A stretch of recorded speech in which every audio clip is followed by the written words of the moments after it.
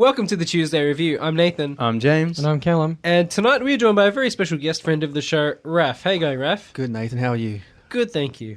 And tonight we are talking pretty much all things Disney almost. Yeah. So we've been talking a lot about the Disney Plus streaming service that they're bringing out.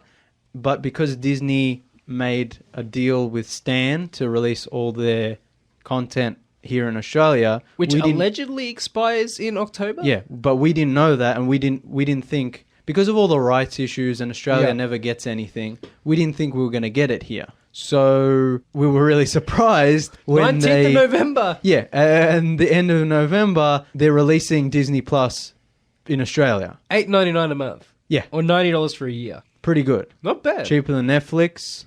And 4K HDR comes standard, not as a paid extra. Yeah, there's not like a standard package. tiers. Yeah, exactly. Yeah. Still not as cheap as Amazon Prime. True. But I mean... You can't get Deathstalker on Disney Plus. That's true. I was going to say the quality of content isn't as good, but then I forgot Deathstalker, so... Deathstalker 2 equals all the Stranger Thingses and all the Disney cartoons. It's a legitimately good movie, but anyway. Anyway... so, I mean, because Australia, you know, there's all the rights issues and all the, copyright issues and all that. So there are some things we probably won't get. But other than that, like, it's Disney Plus is rolling out here. What that means for the Stan relationship, we don't know. It can still be salvaged. Yeah, because I was thinking, like, why would Stan make a short-term deal? Just, I guess they could get a few more subscribers for their Disney content.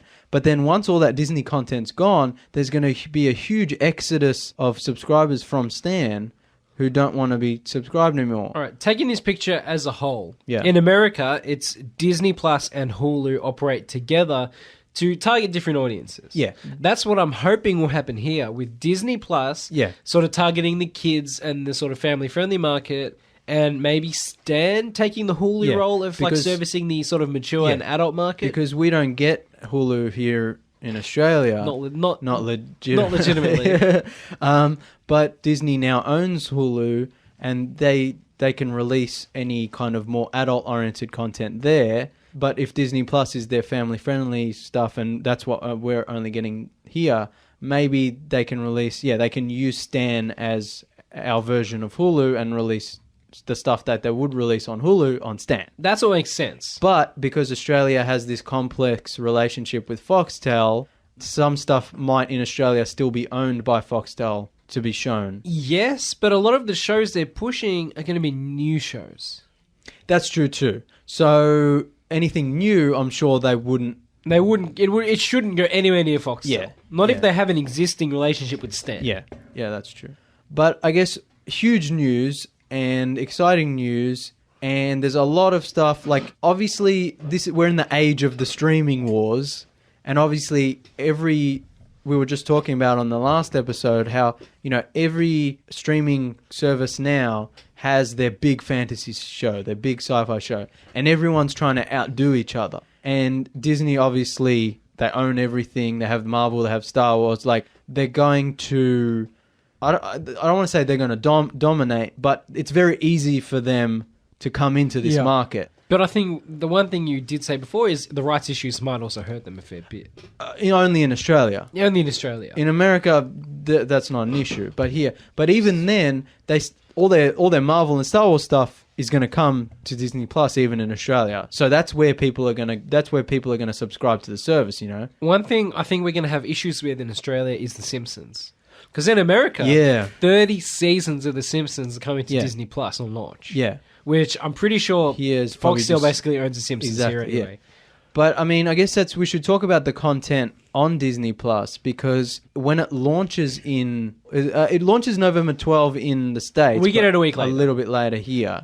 But, like, when it launches, they're not going to have everything, but they're going to have so much stuff that like everyone's going to subscribe. If you don't subscribe, you're going to be missing out on hits. Yeah. you can make an argument that even without all the originals coming, it's worth it in the beginning because you got all that other Disney stuff. That's like what I was going to say. Existed So movies. in addition to all the original new stuff that's coming out, which we'll talk about, they've got all their Disney and Pixar animated classics. Are they going to have the old cartoons, or are they just going to forget they exist? Oh no, they're very adamant about them not existing. No, but you know what I mean. Like, are they just going to be like, oh no, well we have the live remakes? No, yeah. Oh, you no, mean they have some of the classic- original. No. They have the classic cartoons. So- but so- maybe not the ones yeah. from like the 30s. No, not the 30s. Oh no, Yeah. I'm not talking about that like stuff. I'm talking about like the original Lion King. And Yeah, stuff. no, that Like, stuff. Yeah, that because stuff they'll have. They all seem the, to hate those movies. No, anything that makes them money, they love. Like they don't. See, this is the thing. There's no love or hate. It's all about like what brand can we milk to death, for money. Which gets the mouse the money. Yeah. But anyway, so in addition to all the Disney animated classics, the Pixar, all the back catalogue of old Disney movies, The Simpsons, which we might not get here, but I reckon we'll get it eventually when contracts run out. maybe, yeah. Stuff like Boy Meets World, Malcolm in the Middle, DuckTales, Kim Possible, old Disney Channel shows. That's enough, I think, to get people to subscribe.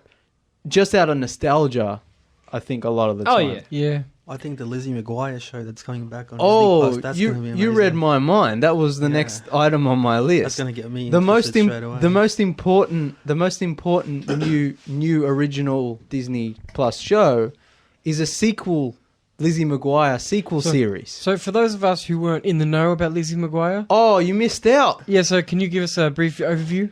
It's basically just a coming-of-age teen comedy, like a young high school girl going about her life, and she has these little daydreams about a cartoon version of herself who, she's like the conscience or whatever. Right. They go, why did I do that? Why did I say that to that boy? This is dumb. And she has like an annoying little brother and a nerdy dad, and Sounds hardcore. Yeah, and a hot mom as well. yeah, no, but that's obviously the most important, and that's for listeners. That's the next 2 hours of discussion will be about the Lizzy McGuire. I tricked y'all. But yeah, so there's that. There's Noel, which is a Christmas comedy with Anna Kendrick and Bill Hader, which doesn't look great, but it's a smart thing. Dump that on your on your new streaming it launches service. near Christmas. Two big two big stars, Bill other Hader. cast members. Yeah, it looks like the best Christmas movie of 2003. But it's a good it's a good movie to dump on your streaming service to say here's just a fun light comedy with big name A-list stars. You know what I mean? Like this will get people watching. Netflix just dumps stuff like. Well, that's what I was about to say. Netflix dumps a ton of content, but they never really market it well. Can Disney... No, I mean, the sheer volume of content... Yeah, no, but Disney... Can Disney market their originals better than But it depends. Netflix? It depends what... If they're doing the same thing as Netflix, where they're just like... Because Netflix is very much of throw everything at the wall and see what sticks. Is Disney going to do the same thing? I kind of hope so. We'll see. I mean, they'll throw everything at the wall that's PG and see what sticks. it's all family stuff. There's a new Muppets series. That's coming. what I'm excited for. Yeah, I'm down for We'll that. see how that goes. The Lady and the Tramp live action remake, which again, terrible. It's going to be terrible, but good idea. Like dump it on the streaming The service. biggest People will watch celebrity it. dogs in the world. Yeah, it's like Is it a companion piece to Cats? oh god. Have you watched the Cats trailer? I forgot about cats. that was Callum, pretty scary.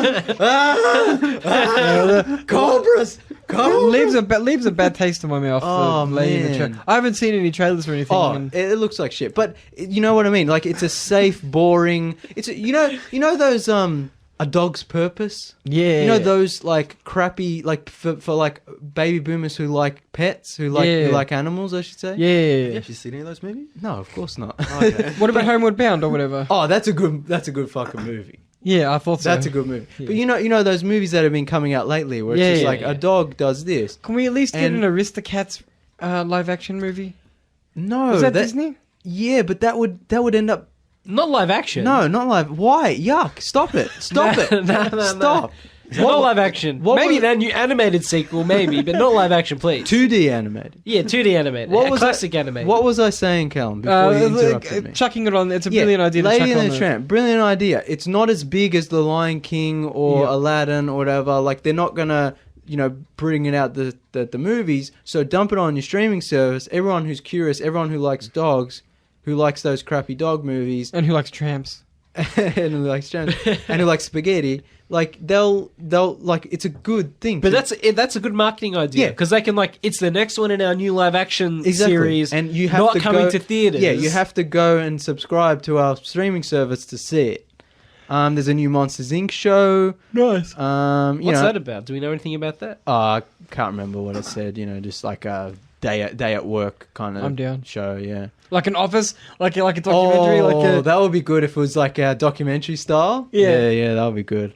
So yeah, a lot of stuff coming to Disney Plus. Like I said before, even if they just had Marvel and Star Wars, people would subscribe. But because they got all the other stuff, and that's what we're going to be talking about, all the Marvel stuff. So, Callum, Moon Knight. Yeah, have you read any of the Moon Knight comics? Briefly, yeah. I remember the Dracula comic one that he featured in. No, that's because you saw the meme. That's right. Yeah. You didn't. So read that was altered, but it's hilarious. Yeah, you didn't read it, but yeah. You guys call me out. The best thing about the Moon Knight announcement is all the memes that have been coming out.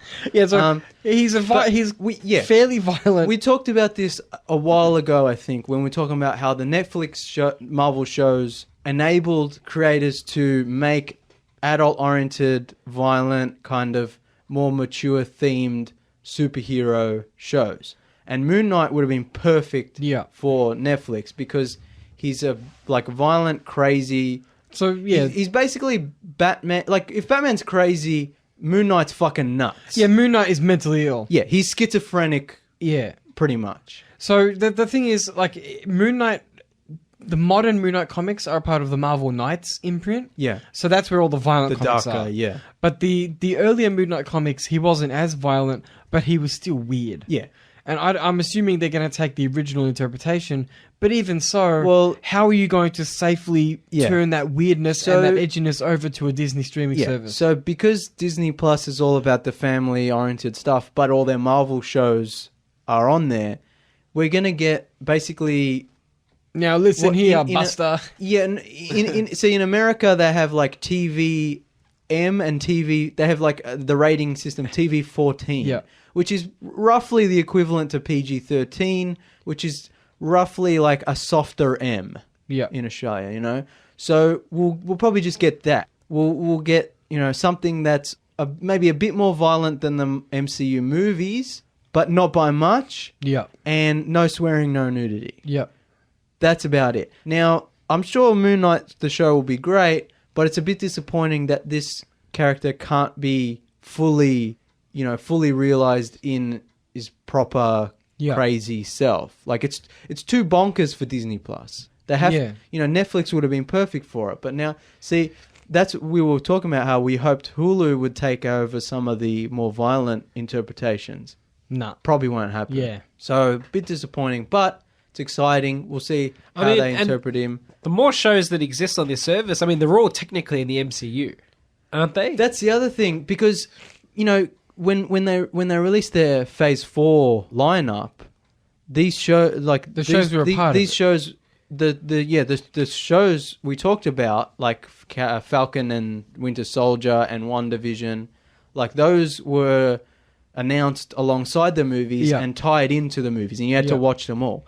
These ones that we're going to talk about now, including Moon Knight, weren't announced at that time. So they might part be of Phase 4. They might be optional. They might be standalone, optional, or they might just be coming later on, maybe in Phase 5. Okay, yeah. I don't know. But the fact that they exist, that leaves the possibility that they could be part of the... I think they're not. Yeah, I think they're not going to be so separate that they're not in the same universe. Yeah. But they might not connect the same way that... Yeah. But there's a pathway for them to use them in future films. Yeah. So with Daredevil from Netflix, is that going to be part of the same universe as well? So all the Netflix Marvel shows have all been cancelled, and those characters, the rights have gone back to Disney, but Disney can't use those characters for a year or something? A year or two.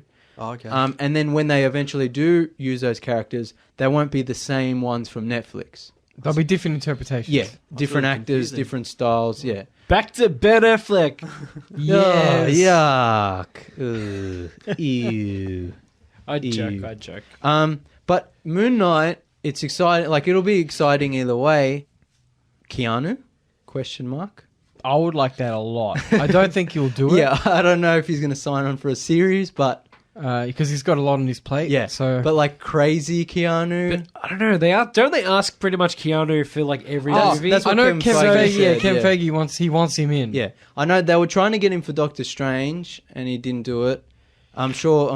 Eventually he'll, get something. But this will be a good Wolverine or role. something. That's He's Danny too DeVito. tall. He's too tall for it. Oh yeah, 6'2". exactly. That's Danny. That's Danny DeVito.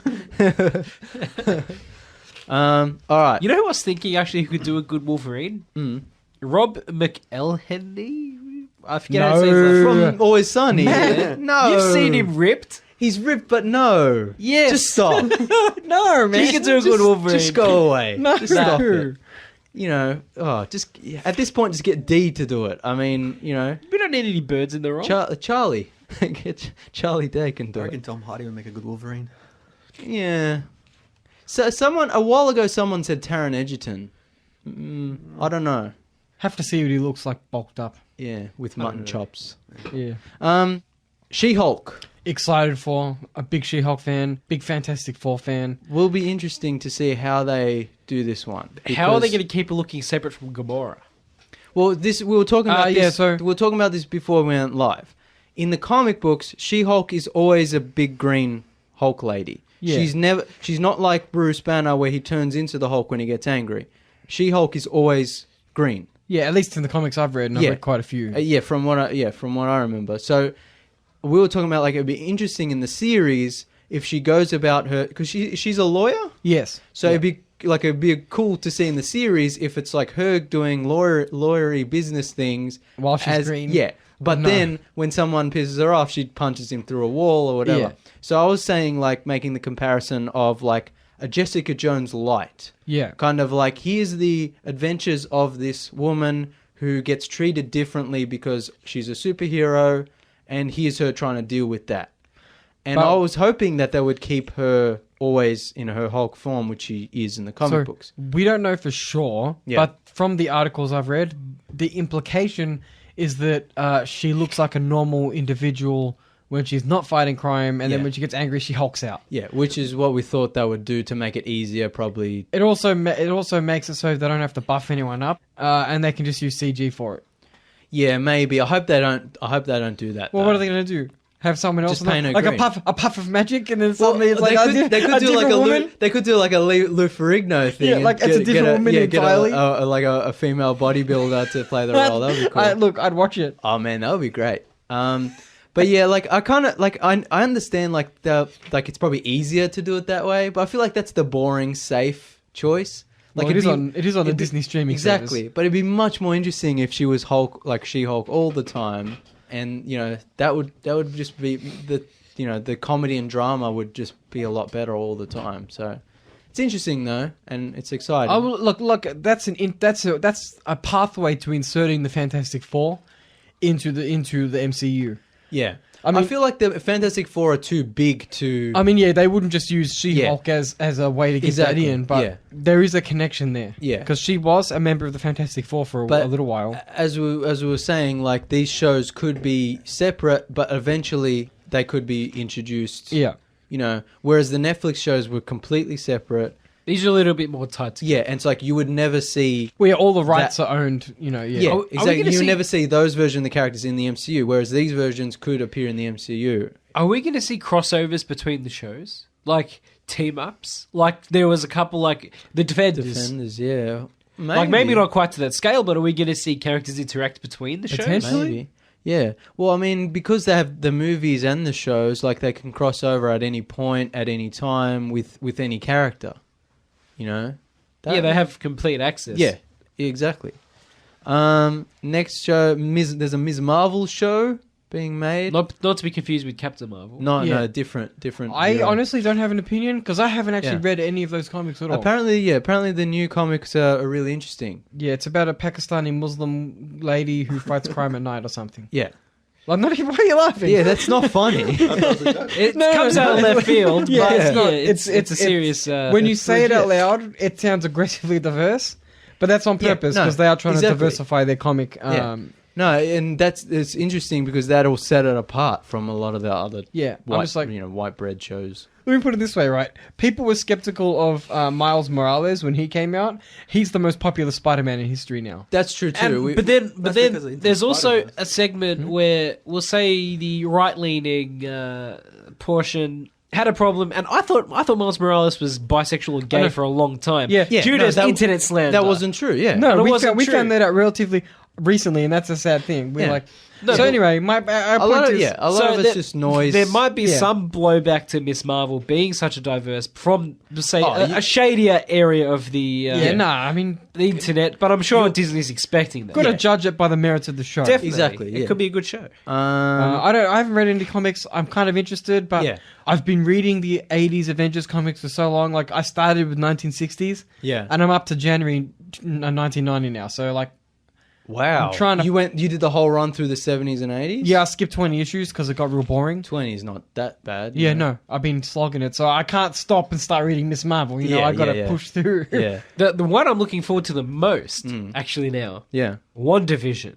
Well, this is my next note because everyone knows who's listening to the show. This is my most hyped Marvel Disney show. I'm really hyped about it now because I've seen the poster. Yeah. So the poster is like a 1950s idyllic kind of white picket fence, nuclear family kind of home. That's so interesting. Yeah, with Vision and Scarlet Witch on the couch laughing and she's wearing a house dress and he's got a suit and tie.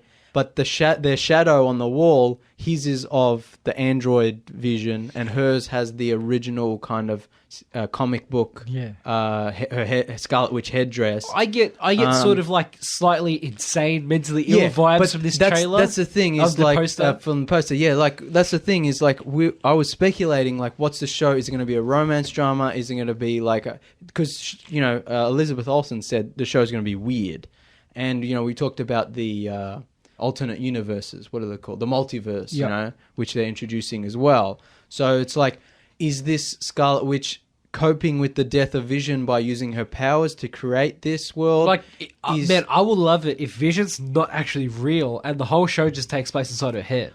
I actually hope the whole thing's real and it's just weird for the sake of it. Can it be directed by David Lynch? And that as well. But the thing is, Randall Park and Kat Dennings have joined the cast as their characters from previous Marvel movies. Kat Dennings was the funny sidekick in the Thor Jane Foster's friend in the Thor movies, and Randall Park was the cop who kept an eye on Ant-Man. His house arrest. Man, these are some obscure characters. So why are these specific characters in the show? Those actors are playing their previous Marvel characters in this WandaVision series, which looks like a 50s kind of sitcom.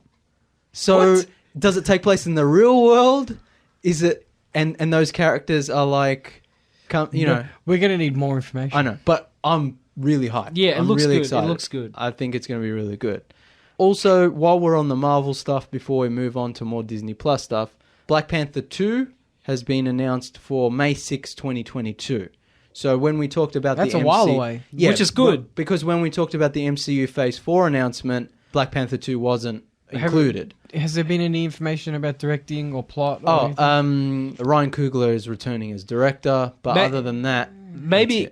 Because it's set in because it's not being released till 2022, maybe they can save some more money for the CGI budget. Well, yeah, hopefully they don't have to rush that, and hopefully. Honestly, I don't feel good about Coogler returning. Look, Coogler is a fantastic director. It's just those action scenes, those CGI really let the film down. I also want a better script. Yeah, we don't know the script. No, I know, but I just hope it's a different script writer. Yeah, but again. After how many movies were in Phase 4? 5 or 6? Let's say 6. After 6 movies, MCU is going to be so different. Yeah. We'll see how we're going to see how they change that up. Also, in other MCU news, Kit Harington of Game of Thrones fame has joined the Eternals as Black Knight. Very good. So He's that's the bad cool. guy, right? Is he the bad guy? I think he was a bad guy, and then he like became a good guy, or see, there was the original Black Knight who was a bad guy, and then this is his like descendant who's a good guy. But Wait, as in the Avengers Black Knight? Yeah, Wow. yeah. I just saw Eternals, and I didn't even think of the Avengers Black Knight, because the Avengers and the Eternals don't overlap all that often. The guy, like, he has like a sword Yeah, I know and, the dude, and a and the flying curse. horse. Yeah, I know the dude. Yeah. That's awesome. Yeah, so that'll be cool. See him, how they're gonna introduce. I hope he's as that. dramatic as he's in the comics. Ham it up. Yeah, I want. Oh yeah, bathe in the river of ham. All right, so let's move on to the next big Disney Plus streaming show, The Mandalorian. Doesn't look terrible. I mean, So the trailer looks cool. So there's been a trailer, right? Have you watched the trailer, Rev? I have not. No. Watch it on your phone. What now? Yeah, put it on silent. Watch it now, just for the visuals. Like, if the last 20 years of Star Wars didn't exist, I'd say, hey, it looks pretty good. But because I know what has happened over the past 20 years, I'm not interested. Like, I'm gonna watch it, but I'm not gonna like it. Like, it's not gonna be good. This is like I said to you when we were on our way here. Yeah. I only speak for myself. They don't make Star Wars for me anymore. No, we've That's talked not to about say, this. That's not to yeah. say, when I say me, I don't mean my gender or my age. Yeah. I mean the type of things that I like. Yeah. They're not tailoring Star Wars to me. No. Like the original Star Wars, as we've said before, there's like a fantasy, western, sci-fi kind It's of a pirate mixture. kind of Yeah, it's a swashbuckling swashbuckling adventure. romance adventure. Yeah. That's not Star Wars anymore. No. But like, So I look at this show, yeah. and I'm like, yeah, it looks cool. I'll watch it, but I'm Yeah. not really the demographic. The show, but the show has those kind of Western gunslinger vibes. Jump down. I'm Yeah. down. Like, but it's just like, because we know what's happened over the past 20 years, it's tainted. Now, because it's episodic, it's like it has the ability to, develop the characters in the world over a period of time, which the new Star Wars movies have done so poorly, if at all. Yeah, if at all. So, I mean, there's no excuse this time for not having well-developed story and characters, because they have multiple episodes. Visually, it looks really nice, but at the end of the day, it's Disney Star Wars. It's a new Star Wars. Whatever. We'll watch it and have a whinge on the show. Yeah, but, like, it's kind of a thing of, like, I've said this on the show before. It's a Boba Fett show without Boba Fett. It's clear that's what they want to do, but because it's set like 5 years after Return of the Jedi, and he's in this Disney new canonical version, he's dead, they had to reboot it with another guy, which is understandable in one aspect, because now it frees them up to do whatever they want, and they don't have to stick to any canon or whatever. Not that they care about canon anyway, but on the other hand, it's kind of like you're just doing all the things that you would do in a Boba Fett show. They could have done a prequel show. Yeah. Like, have Boba Fett. Yeah. I don't know. But But where are you going to find era-appropriate vehicles, James? You can buy them off the shelf. Actually, you can't. Like toy spinners? You can't anymore, really, because Disney, I mean, they do release sometimes the old ones, but anyway. Moving on, Obi-Wan. If I was to do an episode about Star Wars toy collecting, that's when people would really, stop out, listening to the show. We always say, oh, no one listens, and everyone's sick of our crap talking about Star Wars, but at that point, that's when people would really tune out. Or tune in. No, they tune out. No. Obi-Wan Kenobi gets his own TV show. Yeah. So Ewan McGregor confirmed returning as Obi-Wan for a Disney Plus show. All the neckbeards in the world are rejoicing. They'll be back, and with greater numbers. Is that the quote? Yeah. But this is something, I think I've talked about this on the show before. The prequels are objectively terrible. They're terrible as films. Not just take the Star Wars out of it. Take my fanboyism and my bias out of it. They're bad movies. Ewan McGregor is objectively one of the best parts of those movies. He gives a good performance. He's a good young Obi-Wan. And people have gravitated towards that. This 20 teen... What do we call this period in time? The teens? Yeah. So the last 10 years of time, like this meme period of time, like where all the memes, Yeah. The prequel memes, I love prequel memes, they're hilarious. But prequel memes started as a joke, like making fun of the prequels, making jokes. And it kind of evolved into... The prequels are the best trilogy. Exactly, yeah. Because you watch them and you identify when the memes happen and you're just like, ah. And you're like, haha, yeah. And it's kind of like the Obi-Wan series is coming out of that. Look, the only good prequel movie is the Chinese dub. Oh, yeah. Backstroke of to the West. Yeah. That's the only good one. I hope this Obi-Wan show is just 10 hours of Ewan McGregor standing outside of like a hut in Tatooine going, it's getting hot today. We'll talk about that, but we'll talk about. Let me finish my point. But what was I saying? Yeah, like that kind of the love of young Obi-Wan, like where to the point where Ewan McGregor's Obi-Wan is the only Obi-Wan in most people's eyes. Like people don't even take Alec Guinness seriously anymore. You know. This show comes out of a certain demographic, of like meme culture, and that's not a healthy thing. It's not good. It's not good for Star Wars as a whole. Yeah, and now on top of that, it's assumedly a sequel set after Revenge of the Sith, before A New Hope. A New Hope.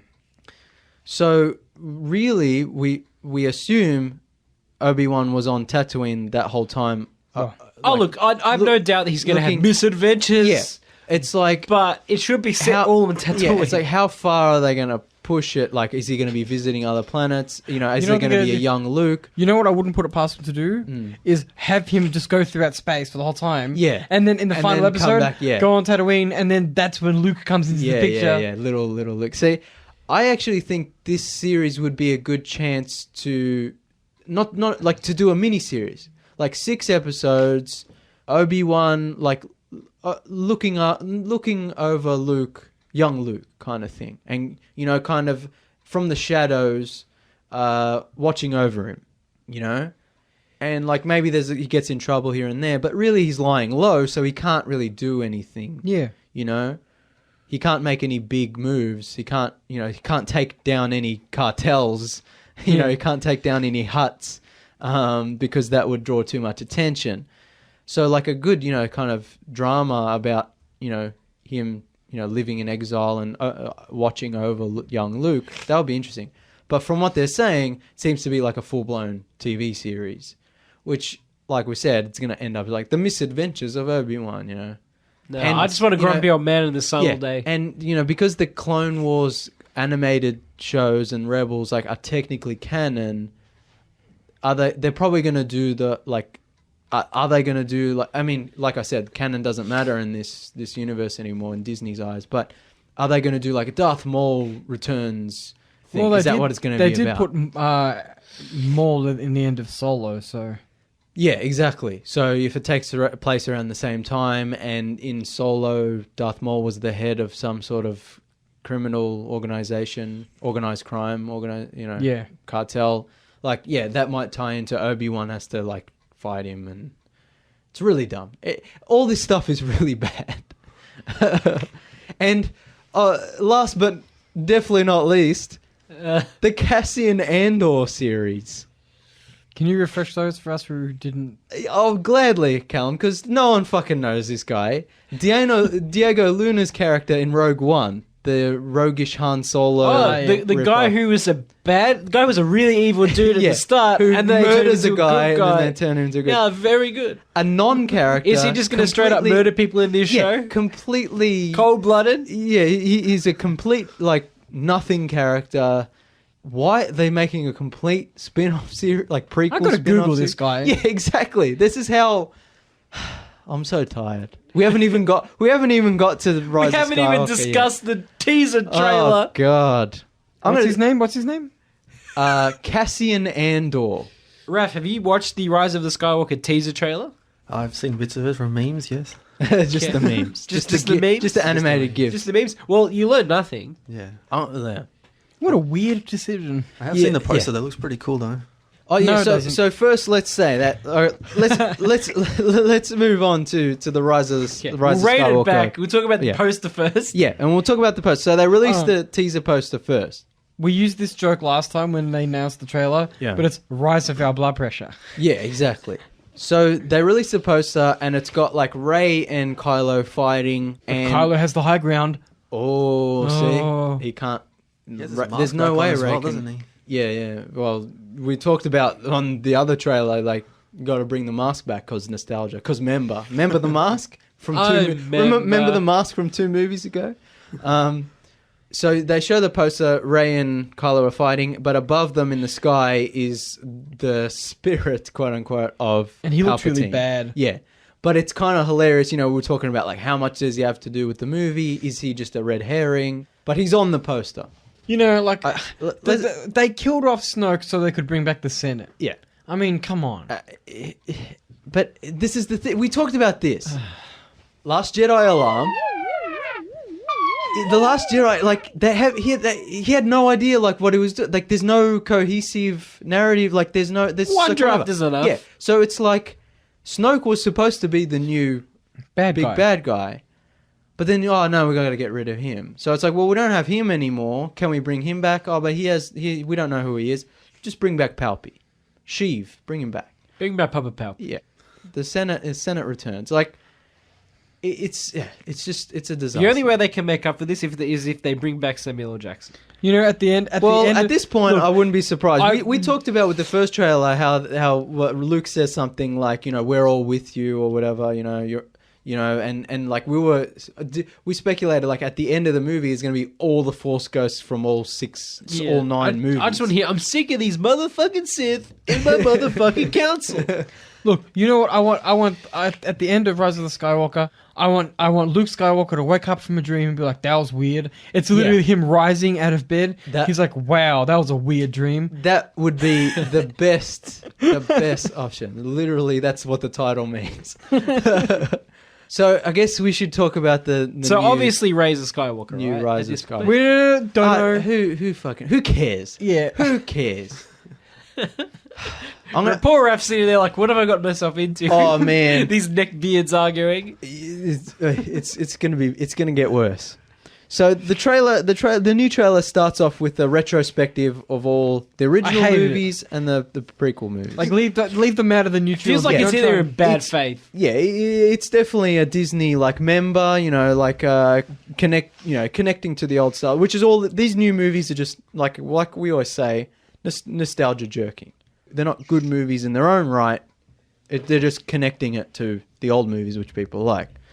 I mean, they did the same thing with the Endgame trailer where they showed you all the previous Marvel movies. But those movies were a cohesive...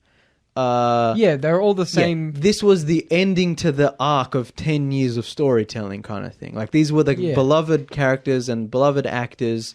This is just Disney, like... Remember Star Wars? Remember original Star Wars? Remember the prequels? That's that. Yeah. But... Then we see, some new footage that we get no information from. Some rebel spaceships coming out of hyperspace, and then we see, like, a fleet of, 1,000 Star Destroyers, but they're, like, old-school Star Destroyers, like original trilogy Star Destroyers. They're not, like, First Order Star Destroyers. Do we think this could be one of the commanders? What are they called? Lieutenants or are they commanders? What do you mean? The people who ran the Imperial Army, and there was a whole bunch of them. This is Moffs.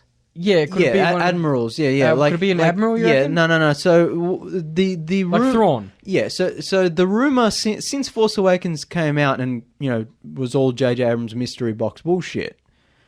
The rumor's always been that the reason the First Order is so powerful and the reason they have so much technology and resources is because the Emperor kind of hid, after the death of the Emperor, the Imperial fleet kind of went away. Like, they hid in a other part of the galaxy, and they piled up all their resources, and they turned into the First Order.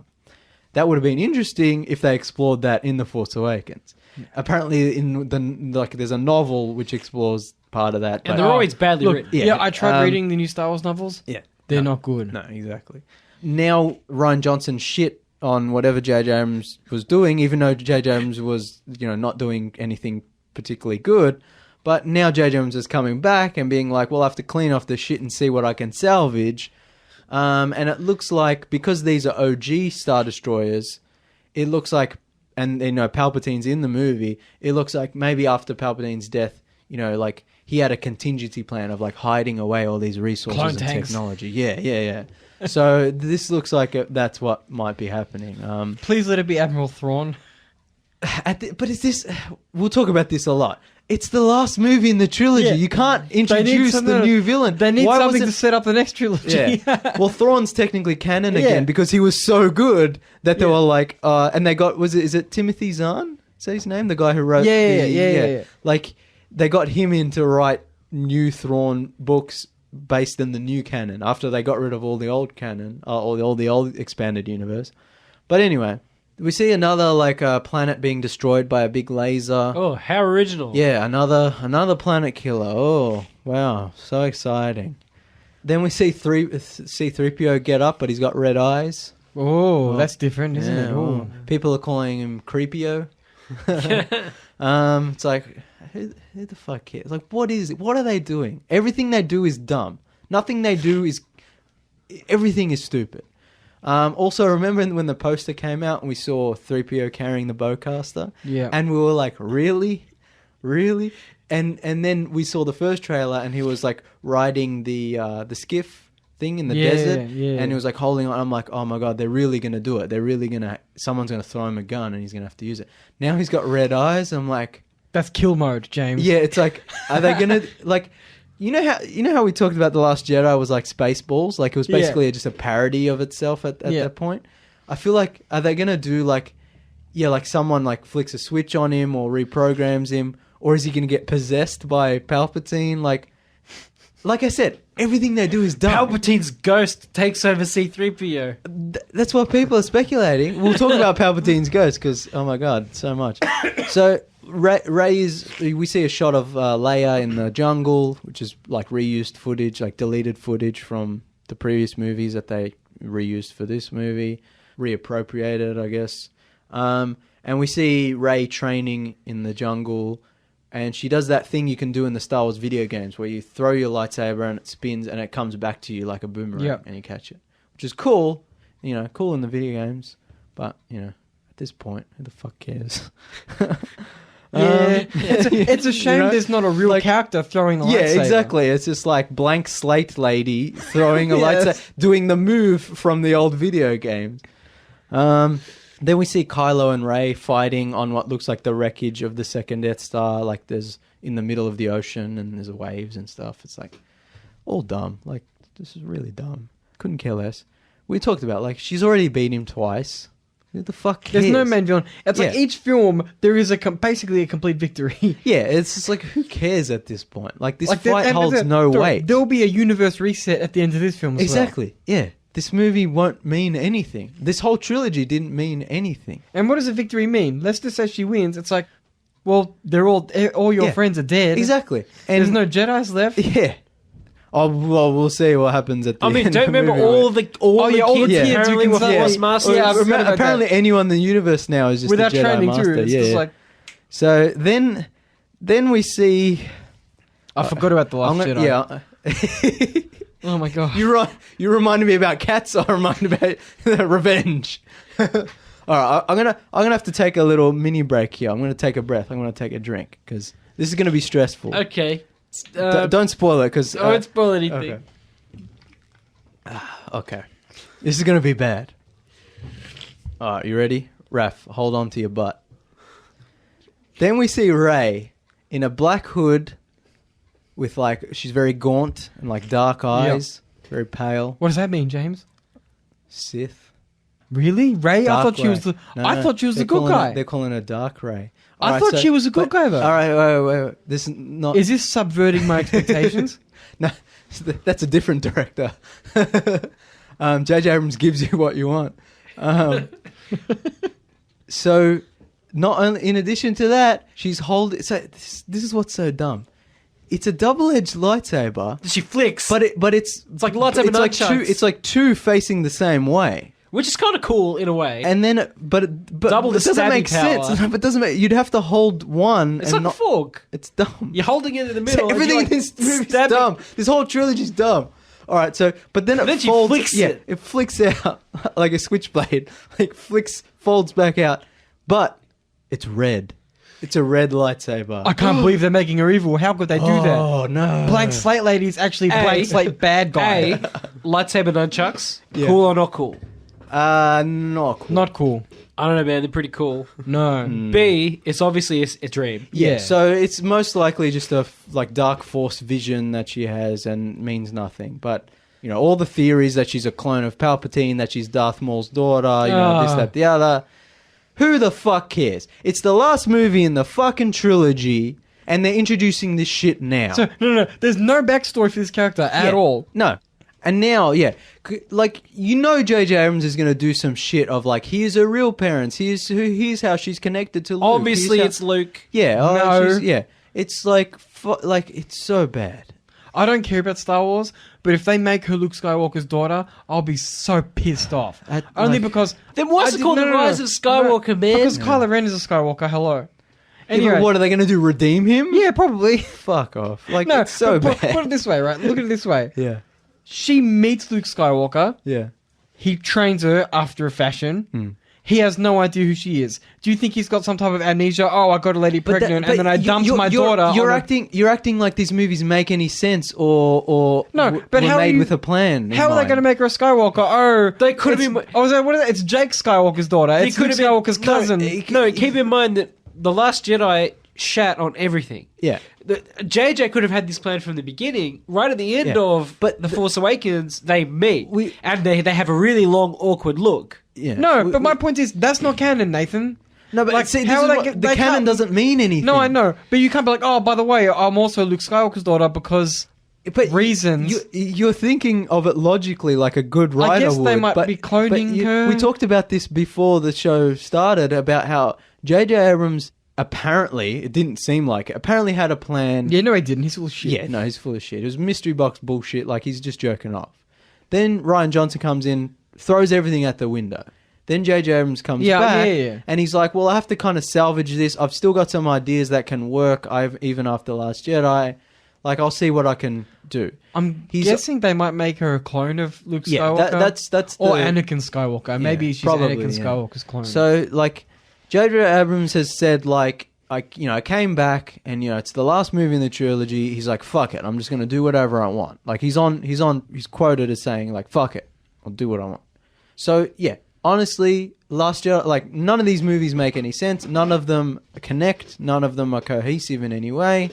And so he can just be like, well, Last Jedi didn't mean anything, because it didn't really. If you watch it, neither did The Force Awakens. Yeah, like, honestly, you can probably, after this new movie comes out, we'll see, but you can probably watch Force Awakens and Rise of Skywalker back to back without missing anything except for Luke's death. In 10 years... In 10 years... Like, nothing happens in that movie. In 10 years, you'll be able to watch Return of the Jedi and then skip this whole trilogy and just go on to the next one. Well, we'll see what they do in the next one. Look, I'm glad it's the last of the Skywalker saga. Yeah. Let them stop their suffering already. Just let them die. Like, when I saw this, when Rey was, when I saw this bit in the trailer where Rey unfolds her lightsaber and the red lightsaber and she's got the dark cloak, I was just like, throw it all in the bin. Just get rid of it. All of this is trash. Like, get rid of it. Yeah. Like, it doesn't exist. It wasn't even a good trailer because it doesn't tell us anything. But I mean, that doesn't matter. Like, there's no story. I'm not hyped about anything because the past two movies haven't given me anything to be hyped about, and we know after this movie finishes, nothing will have changed. No, that's we're right. a little bit like an echo chamber in here. What do you think, Raph? About the trailer? Yeah, about the new Star Wars. The state of the Star Wars universe. We'll give context. Raph is not a hardcore Star Wars fan as much as we are, but tell us what happened when you saw The Last Jedi. It didn't make any sense. That whole casino plan, I have no idea what was going on there. See? Benicio del Toro's character is completely wasted on nothing. See? This is rubbish. Because you were thinking, like, in a logical, like, way, whereas the writers, Rian Johnson was like... He did, no, listen, he's not a writer, right? He did one draft. No, he is a writer, but when Star Wars came around, he forgot, apparently. Like, because everything he did previous to this was I think great. He needs to go back to uni. Well, maybe, yeah. Or we should maybe call up whichever film school he went to and be like, why did you let this guy graduate? No, see, but Brick is amazing. Yeah. Brothers Bloom, pretty good. Looper's good. Looper, amazing. Last Jedi, one of the worst films ever made in the history of cinema.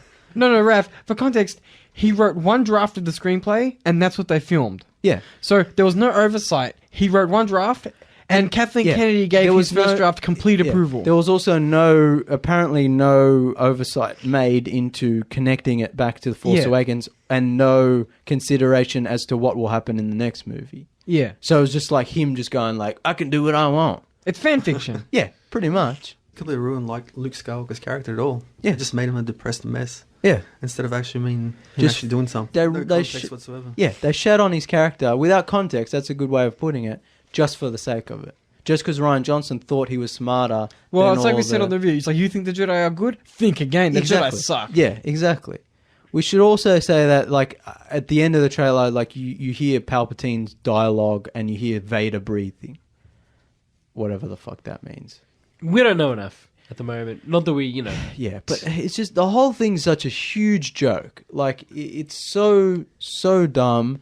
And even if you like these movies, that's fine. But you've got to admit, at a certain point, look, like, they don't know what they're doing. And everything they're doing is silly. I'm glad that there are some people out there who legitimately enjoy the new Star Wars movies. I think that's good because at least someone's enjoying them. Yeah. But I think that people need to be honest. You need to be intellectually honest when you watch these films. Yeah.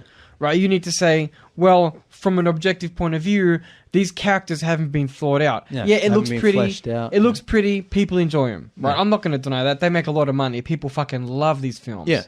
But there are inherent flaws in the structure of these movies. Yeah, at a certain point, you just got to look at it and be like, how are these movies made? Without the Star Wars, without the history, without the nostalgia, how are these movies put together? How are they written? How are they directed? How are they acted? How are the special effects? And, like the prequels, they're objectively bad.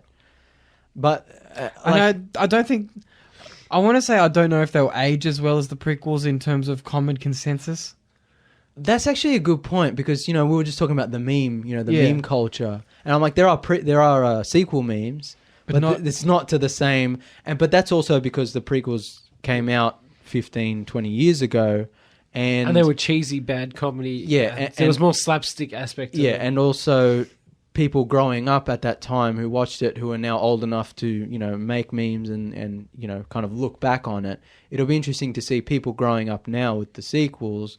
Will they look back on it the same way? Probably not, because it's a different culture. The internet wasn't really a big thing when Phantom Menace came out. Yeah. But say what you will about the prequels, at least they connected to each other.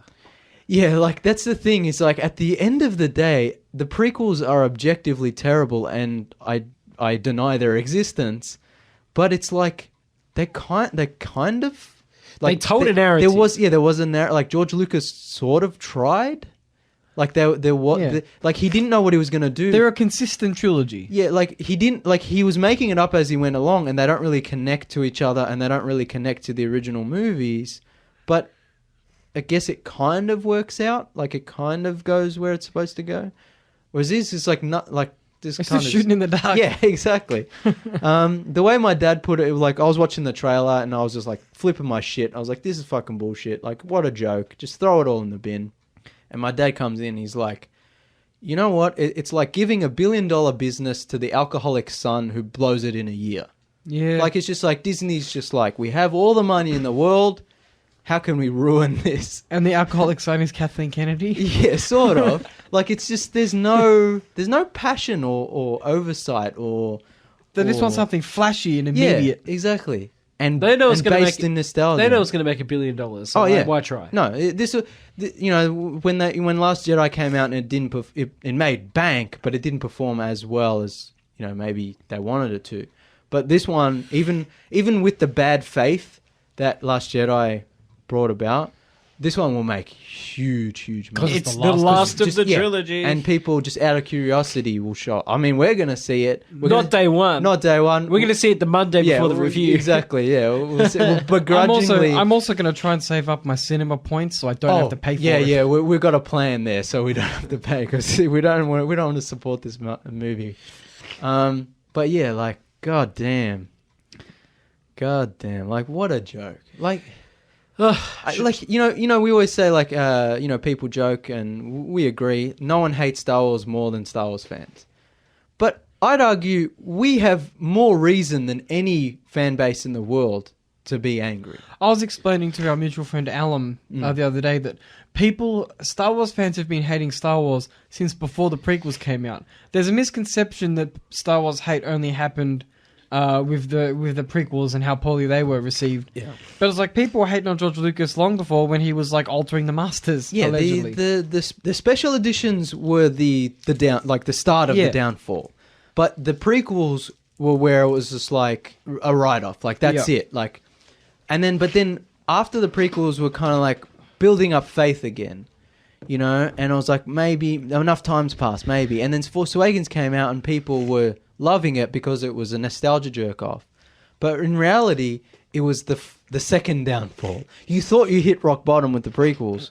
Oh no, Disney showed us you can go deeper, you can go darker, you can go worse. One of my favorite Star Wars based comedies, fanboys. Oh yeah. Like the last scene of the movie is when they're at the premiere night of The Phantom Menace, and one of the characters goes, "What if it's bad?" Yeah, and then it ends, right? Because we know, it was bad, but that came out what 2008, 2009, something like that. Like we didn't know that it could get worse. It could, and not only worse, but it could be dragged out for 100 years because Disney will just keep these things going. Imagine having to watch Attack of the Clones every year for 100 years. That's pretty much what Disney's doing. Like just every year you got a shitty Star Wars movie coming.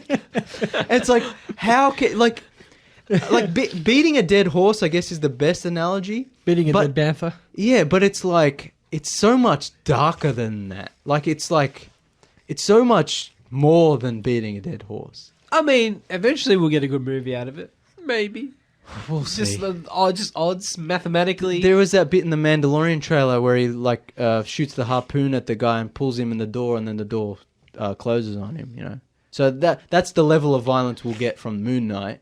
But I reckon we'll have more luck with the TV shows than we will with the movies. Definitely. We should move on. Yes, we still have a lot to talk about. Staying with Disney, maybe being the bad guys, maybe not. It's not so clear in this case. Spider-Man is out of the MCU. Yeah. So I messaged you the other night. I said my feelings to Disney are so confusing because a lot of their stuff I love. I love the MCU, but a lot of their other stuff is terrible. Yeah, like Star Wars and whatever, the Disney live action remakes, and so it's like this weird balancing act. And like Spider-Man, Sony bought the rights to make Spider-Man movies. They ruined it. They drove it into the ground, and then they gave it back to. They lent it back to MCU. So I didn't hate Andrew Garfield. Didn't mind him. I thought he was pretty good. But those good. movies were bad. Anyway, let's not talk about that. But Sony was doing such a poor job that they were like, look, we'll lend it back. We'll lend the character back to you for the MCU, but we still make all the money. We still own the movie rights. And you have to help us make a good Spider-Man movie. Yeah, exactly. You have to build up the good faith again so we can reap all the benefits. And that worked out. Well, amazingly well, obviously. Because, Spider-Man Homecoming was hugely successful, and this version of Tom Holland version of Spider-Man in the MCU, hugely popular, very, very popular. And after these few appearances in the MCU, Sony and Disney had to renegotiate for the movie rights. And apparently, because I think originally Disney was only getting 5% of the opening weekend gross or something, and then after that they... Yeah, that's right. So the deal obviously was stacked in Sony's favour because Marvel wanted the character back. That was the concession they were willing to make. Yeah. Now, when they're renegotiating the deal, I've heard conflicting reports of 70-30 and 50-50. Yeah, from what I've read. The one I heard was that they wanted 50. Then I heard they wanted 25, but then I heard that the only reason they wanted 25 is because they said 50 and Sony said no, and so they brought it back down to 25, but who knows? I mean, it's such a shame. Yeah. Because keep in mind, Sony has not been successful with comic book properties in a long time. No. We always say, say, just give it back to Kevin Feige because he knows what he's doing. It's good for culture. Maybe not good financially for Sony. Yeah, like it's just like it's good for Sony. It's No. very I mean, fucking good for Sony. I mean, releasing Spider-Man from Sony is probably not good financially. It's just like we need this version of the character because it's a well done interpretation, and it's in the MCU. We want all the characters back in the MCU, so they don't have to pretend like certain characters don't exist or change things. But yeah, like. The fact, like negotiations are still ongoing. I think. I don't think it's a hard no, but for the time being, it looks like Spider-Man will no longer appear in the MCU, even though Tom Holland will continue to play Spider-Man in the Sony movies. Now, this brings up a lot of interesting, confusing legal rights, copyright issues, whatever. I'm assuming MCU now will just have to completely ignore Spider-Man existing. Like, they'll just never mention him. They can reference him, they probably just can't show him. Yeah, maybe. If Marvel is optimistic about a future deal, then they can probably just reference him. Yeah. Now, all the costumes, production design, all the actors and stuff, I guess technically it's all... Like, Disney made it, but Sony would have owned most of it. Yeah. Yeah. You know what's going to be interesting? Seeing all of that great stuff done really poorly. Yeah.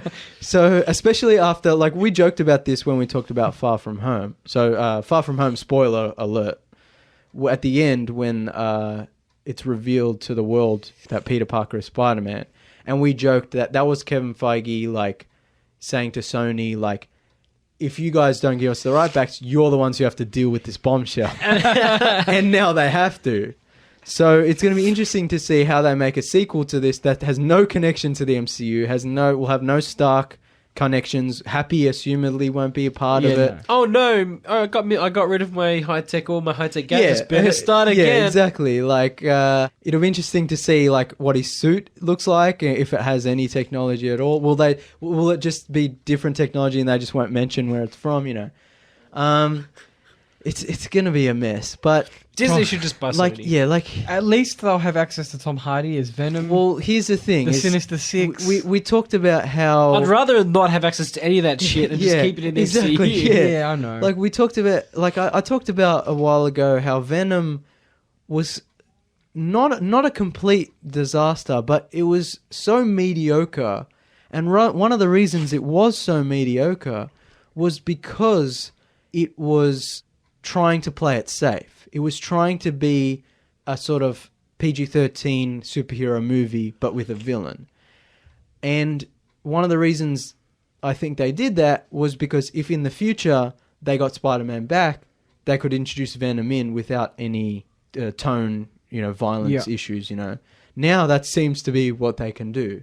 Tom Holland and Tom Hardy can fight in the same be in the same universe, Venom and Spider-Man. They can team up with the X-Men. No, the X-Men No, they can't because the X-Men is owned by Fox, which is now owned by Marvel. Yeah, and even when Disney. So weird. The X-Men was never owned by Sony. So my bad. Yeah. So fragmented. Yeah, so it's like, on one hand, Disney owning everything in the universe is a bad thing because everything becomes... Is homogenous the right word? Yeah. And everything... Monopolized. Exactly. But I just want all the comics to be owned by one company. Exactly. But on the other hand, it's like Kevin Feige and the MCU, like they know what they're doing. They have a cohesive plan. For all of DC's faults, this is not a problem they have. Yeah. Yeah, because it's all under the one roof. The one banner. Yeah. Warner Brothers. I mean, they can't make a good movie. Yeah, really, but it's like with exceptions. But it's all owned by the same thing. Yeah, it's like if they want an obscure character or if they want a popular character in one of their mainline movies, they don't have to be like, who do we have to buy the rights back off of or whatever. Although there might be some characters who are loaned out, but I don't think any. All the main ones are all. Yeah. All the DC TV shows like Swamp Thing and Doom Patrol and Titans. Rest in peace, Swamp. Those are all, we'll talk about that another time. But like those are all under, DC owns and controls all that. That's not like a Netflix situation where it's separate, But yeah, like it's just a weird kind of shame, and I mean I don't have faith in Sony. Like Spider-Verse was amazing, but that's animated. That was animated, and that was Lord and Miller's baby. Yeah, and I don't have any faith in Sony doing a good live action superhero movie. No, well, historically... These are the people responsible for the bad Spider-Man movies. Do they do the Fantastic Four movies, or was that Fox? That was Fox as well. Okay. That was a stink up. Yeah. God damn. No, yeah. So, like, they don't know what they're doing. So, maybe because the MCU set up Tom Holland Spider-Man, maybe it might be easier for them to use, and be like, okay, we've already got the framework. You know what I mean? Shit. But, yeah. You know that meme where there's the toddler lying in the room with shit everywhere? That's what it's gonna be like. They have so much energy with all the new Marvel stuff, they're just gonna shit everywhere and pass out. Yeah. Yeah. It's just not. Poor Tom Holland. Imagine how he feels. There goes my career. Yeah. Like, it's a shame because it was, for all the faults Far From Home had. It's like we still wanted to see where it went on. We still wanted to see Spider-Man in the Avengers, Well, the worst MCU movie is still better than DC. Exactly. And like... we'll see. The negotiations aren't done yet, apparently. Yeah. So they might pull out a miracle. Because at the same time, Disney postures and they're like, we don't need this, we don't need this. Yeah. But they secretly do. Sony... And so does Sony. Sony is in a great position now because MCU has built up all the good faith again for Spider-Man. Now Sony can just ride on that. Even if they make a really, really bad movie, the fact that it's a Tom Holland Spider-Man movie, people are going to go see it. But then if it is shit, that puts Marvel in a really great position. Keep in mind, Venom did really well, even though it was a bad movie. Because people were just excited to see it. And the fact that Tom Holland is still going to be playing Spider-Man. Also, keep in mind, there are a lot of people who don't know any of this is going on and will just see Tom Holland as Spider-Man and will be like, oh yeah, a new MCU movie, a new Marvel movie. Like, they'll have no clue. And so a lot of people will just see this movie because they like Spider-Man. Like, there's no... Let's hope cooler heads prevail and they realise they need each other to make really great work. Yeah. Or they can just sell the Spider-Man rights back to Disney for a boatload Never of cash. happened. You know why? I saw a statistic that said the lowest grossing Spider-Man movie still made $700 million at the box office. Yeah. So it's apparently statistically Spider-Man is Sony's highest grossing franchise of all time. Spider-Man is their moneymaker. Like, they'll never let it go. So basically, Disney would have to buy Sony to get the rights back. Yeah. And I don't think they could legally do that. Probably anyway. not, no. Hey, at this point, like, there's already questions of monopolizing, too many corporations. Like, at that point, it's just like, well, they're going to take over the world. And but we'll see what happens. Move on? Yeah. Move on. Oh, boy. This is a big one. This is one that we didn't see coming, really. Not in this way. No. So, Matrix 4 has been officially announced. With our boy back. And our lady. With Keanu and Carrie-Anne Moss officially back. And Lana Wachowski writing, directing. Weird. But no Lily. No Lily, which... makes sense, I guess. Maybe. I don't know. I mean...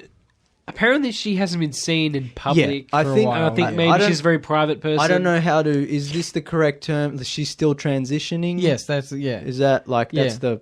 so that I don't know if that's why. Maybe she's retired. I don't know. But yeah, she hasn't been seen for a while. At least one's involved. Yeah. I mean, but the fact that she doesn't get a writing credit at a very... Oh, no, it's... I'm sure she'll be involved tangentially. We still don't know a lot. Yeah, but like...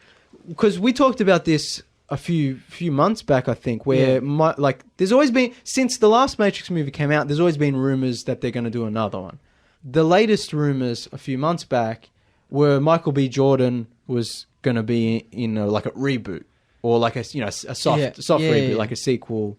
But the fact that Keanu Reeves is returning, doesn't mean he's the main character. Is returning. Well, because what happens at the end of the last one? Spoilers for the Matrix, obviously. Matrix Revolution. He goes to the machines. Trinity dies in the real world, and then Neo goes to the machines, and he says, like, I'll defeat Smith in the Matrix if you leave Zion alone, if you stop attacking. And so they agree, and he plugs in, and he destroys all the Smith clones, but in the process he dies. And they take his body, the machines take his corpse or something? So both those characters who are confirmed to return have died. Now this is the Matrix, so you can say, well, it's just they reboot the Matrix and they data was recovered. Yeah, so all the pods of human, the babies born in the Matrix, maybe they just have the same DNA on file, and maybe they're clones. They just remake them or whatever. But because in the sequels they say that this is one, like there's different versions of the Matrix. Each time's a little different. Yeah, it's like the first version was a utopia, but the mind rejected it, so they had to reinvent it, reprogram more as a realistic version. And each version each version of the Matrix has a one, has a messiah who breaks people out of it. So this might just be another cycle of the next version of the Matrix.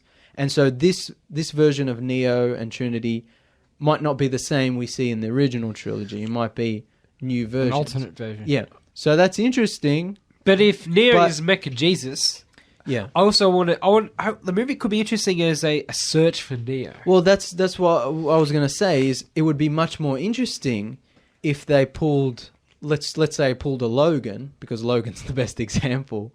Is do a sort of like a more personal, pared back kind of like, instead of like we're going to reboot the Matrix with a new one, it's kind of like this is actually the same one, but it's like he returns from the dead, whatever. Because it's like the only problem with having Keanu and Carrie-Anne Moss back is if they're basically like if they're somehow resurrected. We want to see We want to see Keanu do cool shit on screen. Oh no, yeah, definitely. So it's like I don't want to see a depowered, pretty much helpless Keanu I'm not Reeves talking. Neo. Logan wasn't a good example, but I'm talking. No, but you know about what I mean. Like a gritty kind of like you were saying, a search for Neo. Like we talked about this as well a while back, where the online Matrix Online game, the kind of lore and story behind that was that Morpheus like separated from Zion and started like a terrorist group because he didn't trust the truce. He didn't trust that the machines would honor the truce, and he wanted Neo's body back from the machines. He's like, why aren't you giving... You guys are doing funny buggers. Why aren't you giving our Neo's body back to us? I don't believe you'll keep the truce. I believe you'll attack again. So he split off from Zion and created a terrorist group and was acting in the shadows, which is really interesting, I think. I would be interested to see something more like that, where it's like maybe, the search for Neo, the one, he's the one, maybe he's not dead, yada, yada, yada. The weirdest thing is, so far, Lawrence Fishburne hasn't been announced to return as Morpheus. I heard somewhere they're going for a younger Morpheus. So here's my problem. Morpheus didn't die in the original movies, whereas the two characters returning did die. There's a younger Morpheus with older primary cast. So if they're going to do, like we were saying, if they're going to do that rebooted version of the Matrix where Trinity and Neo are the next version of themselves, but Morpheus... Unless they de-age them. I mean, but then there's like it's such a complicated thing because in Matrix in the third one, Revolutions, when the actress who played the Oracle passed away between the second and third movie, they just made some bullshit excuse of like, well, they rebooted her code and they made her look a bit different, and now she's a bit different when the new actress played her. So Lawrence Fishburne, if he doesn't return and he's played by a younger actor or whatever, they can just say... He's not a program. But he's not a program, exactly. So that doesn't make sense. Maybe he will return, but he's just after more money. Lawrence Fishburne, I think we talked about this as well. Lawrence Fishburne is a fan of... he's a nerd. He's a sci-fi fan. He loves The Matrix. He loves the lore behind it. I can't see why he wouldn't be interested in returning. So, if they don't get him on board, that'll be the most troubling thing. Yeah, because I can't see the movie without him. He's always been my favorite character, Matrix. He's the best character in the Matrix. And like we were saying, having a Search for Neo movie with Morpheus creating a terrorist group and going off doing his own thing would be way, way more interesting than just doing we're going to reboot it and more fighting. And I wonder. I mean, we need more information, like everything we talk about. Also, at the end of the last movie, I'm pretty sure they agree to let out people people who want to be let out, but other people who want to stay in can stay in the Matrix. So the Matrix is still active. Yeah. But it's like, again, like, and also we also then have to discuss of how the second and third Matrix movies aren't that great. No. I really like them. I watch them when I watch the first one. I usually watch the second and third one. Like I don't ignore their existence like I do with a lot of other sequels. But they're not that. There's great. a quality drop. They get a bit too far up their own ass. Yeah, they and do. You know, they kind of lose what was special about the original. So doing a sequel, it's like, yeah, technically you have to take in the sequels into consideration, into canon, but also like it'd be good to sort of go back to what made the first movie so good. Pun not intended. Yeah, they could do a reboot. Like like ignore the Matrix Reloaded. Well, that you know what I mean. Hopefully that's the name of the movie, The Matrix Rebooted. Yeah. Like if they just had like the only one that's canon officially. Yeah. And this is not true because it's called The Matrix 4, right? Yeah. So well, that's just the announcement title, so that people don't get confused as to what Matrix it is. But like, I think it'd be good if it was like Matrix 1 and then whatever they're doing now. And then, I guess you could have Reloaded and Revolutions just on the side. Like, I don't think it's going to be like a Halloween 2018 situation where they're like, we're going to ignore all the movies except for the first one. You know, I don't think they're going to do that, especially with Lana Wachowski returning. But yeah, like I feel like that would be interesting. But also, you could do that, but also be like, this is also the next version of the Matrix. You know? Yeah. So it's like we're ignoring what happened. But the last events of the movies you saw did happen. Yeah, just in a previous version. Yeah, exactly. So, I mean, who knows? I don't know. It's interesting. Rumor mill, of course. Yeah. A conceptual designer on the original Matrix trilogy said that most of the original cast will return. Yeah, I can't see Lawrence Fishburne not returning. I mean, hopefully they're just holding out and not announcing it yet, but how could they have a... I just don't understand. No, Keep in mind, this was just a preliminary announcement. The fact that it got officially announced at all, and the fact that these cast and crew are returning, like that's a pretty big surprise. I didn't see it coming. Yeah, like I thought if they were going to do it, they were going to do like the Michael B. Jordan reboot version, you know. But see, Michael B. Jordan could still be in it as the new main character, or he's playing Morpheus. Yeah, young Morpheus. You know, like, so. I mean, who knows? He might not be the one, but he could be the two. Maybe, like, we know if each version of the Matrix has the one, is Neo always the one? No. Or are different people? The one is always the same. The one is always the same person, but it doesn't necessarily have to look like Keanu Reeves. Okay, yeah. Because they could do like Michael B. Jordan. Is there some stuff like that in the Animatrix? Yeah, I think so. No, wasn't there someone who believes Neo wasn't actually the one in the Animatrix? Well, I in the movie, because Morpheus is always the person who believed in the one. Like everyone else thought it was like a myth or whatever. And then when he found Neo, he was like, "You're the one." Like I know it. I've been searching for years. Feel it in my bones. Yeah, I've been searching for so long. Like I know for sure it's you. But you can feel it in the metal on the back of his neck. Yeah, but everyone else was kind of like, I don't know, skeptical. Even the Oracle was like, sorry kid, you're not the one. And then when Neo tried to tell Morpheus, he's like, don't tell me, whatever you heard was for your ears only. Then at the end of the movie, when he dies and is resurrected, then he becomes the one. Like he wasn't the one. He had to Jesus resurrect before he became the one, sort of thing. Yeah.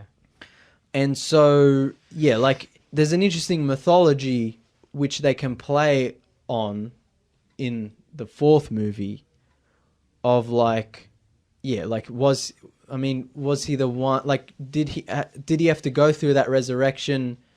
But see, he's already been resurrected. So if they resurrect him again because he died, is that, you know, what does that mean? I think we need to ask Lana. Yeah.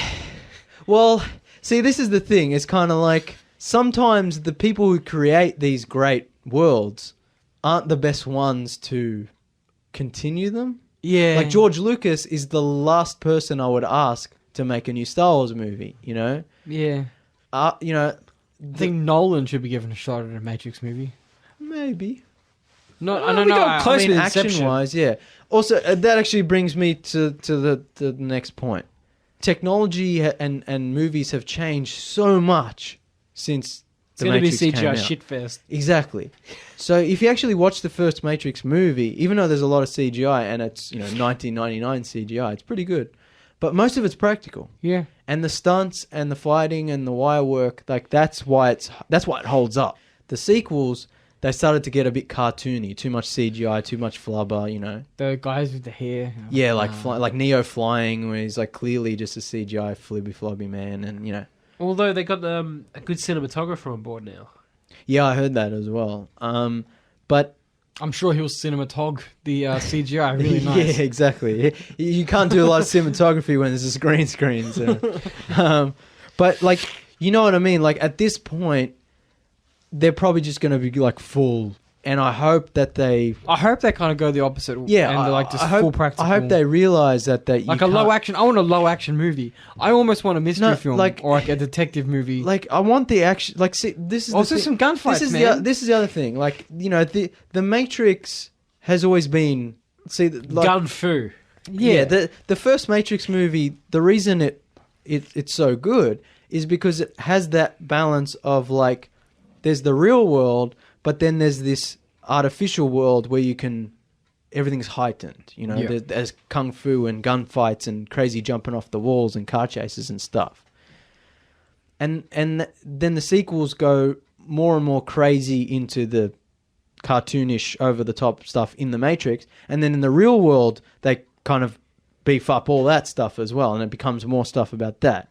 Now, this fourth movie, they've set up all this stuff in the real world in the Matrix, and it's like, but really, we want to go back to where the first movie was, where it was a bit of a balance.